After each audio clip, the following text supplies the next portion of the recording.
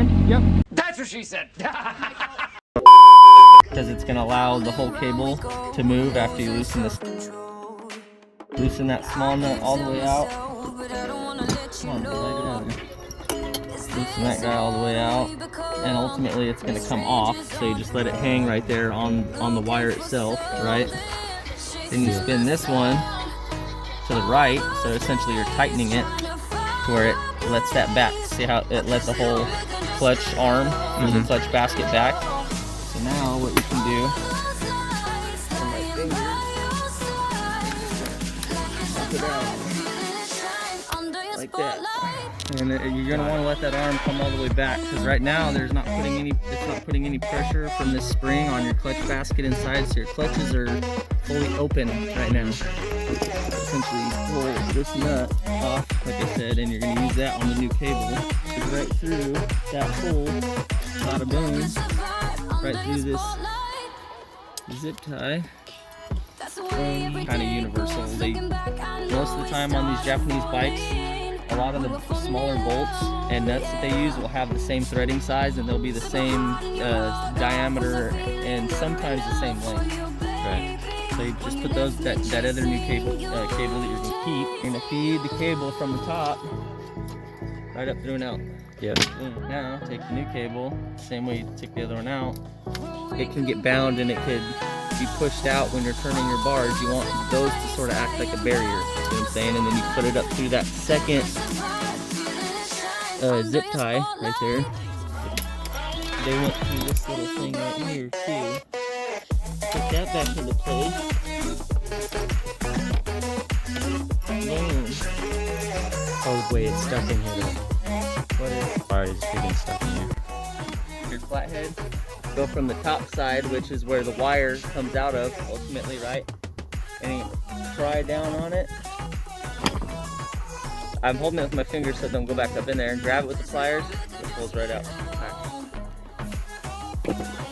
Then now what you do is take that little adjust your top adjustment. This is called the top adjustment. So you always want to make sure that this bar, the bar is going towards the lever.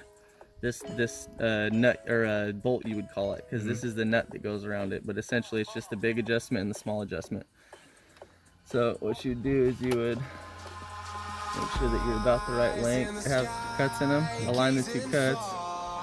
Slide it over that, and it fits right on there. See that? So what you gotta do, slide it up in the round part of the lever, pull it back like that, boom, and then screw in the adjustment screw to where it's locking the cable to the lever itself, like that, and then lock the big nut to the bar. And now this whole piece can't move. See what I'm saying? Now you just got a cable that's free in there. Right. Now it's not stuck over here to the other side. Now the only thing you got to adjust is this one, right? Yeah. You see how the cable? Look at your lever. Pull the small adjustment nut off. Tighten that one all the way tight so you can put it all the way in. Slide the bar in there, right? You don't really want to take anything sharp or pliers or anything. Some people like to use needle nose pliers. I really don't like to use pliers on this part, simply because you can damage the new cable, right? In the old one, it didn't really matter if we were damaging it, so we can just pull it off with pliers. But what you want to do is get it past that little spot, which is kind of a pain in the ass to do now. And it clips right. That much play in it, so right about there is where you want it. So what we're gonna do, back to your cable, find your slack where it needs to be. Right about there is where it starts to get tight, so that's where I hold it. Pull it back to there, tight, go like a half turn tighter, screw that fucker tight right there. Bada boom, bada bang, right? Now it's resting, and if you look right here, I only have about a millimeter or maybe 2 millimeters of play in the lever and the cable itself, which is right about perfect. I would call it perfect. And just fully tighten this guy. And that. Perfect.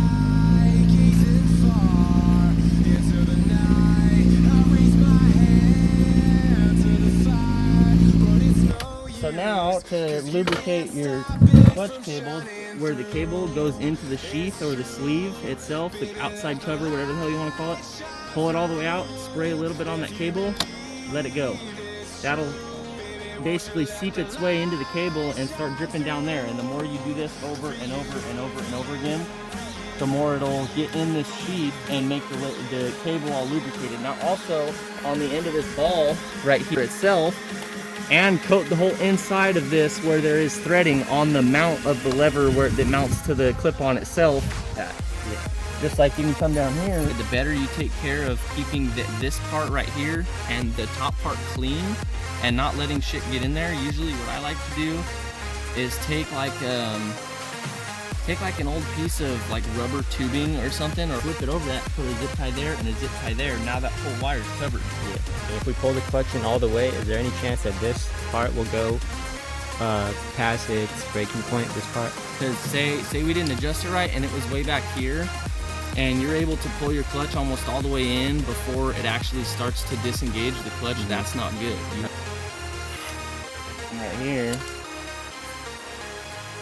boom, now when I let go, it's pulling it all up into the sheet. See what I'm saying? Do a couple more sprays with it out. Pull, let go, pull, let go, pull, let go. Spray a little bit more.